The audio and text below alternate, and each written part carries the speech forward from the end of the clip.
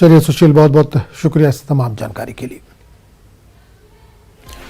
महाराष्ट्र में राज्यसभा इंतखाबात के बाद अब महाविकास आघाड़ी को कानून साज काउंसिल के इंतखाबात में बड़ा झटका लगा है। महाराष्ट्र कानून साज काउंसिल के इंतखाबात में बीजेपी के 5 उम्मीदवारों ने जीत हासिल की है। बीजेपी को 134 वोट मिले। दूसरी तरफ हुक्मरान इत्तेहादी एनसीपी और शिवसेना के 2-2 उम्मीदवारों को जीत मिली है। कांग्रेस के सिर्फ 1 उम्मीदवार को कामयाबी मिली है।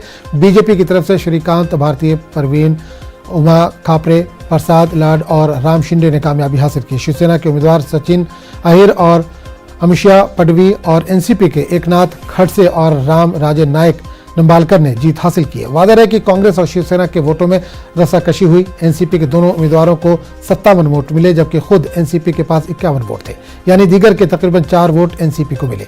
ये आज़ाद वोट होने का इम्कान है। शिवसेना के पास 55 वोट थे, लेकिन इनके उम्मीदवारों को इलेक्शन में 52 वोट मिले, यानी शिवसेना के अपने 3 वोट दीगर पार्टियों के झोले में गिरे। महाविकास आघाड़ी ने बीजेपी पर अरकान असेंबली के खरीद फरोख्त का भी इल्जाम लगाया है।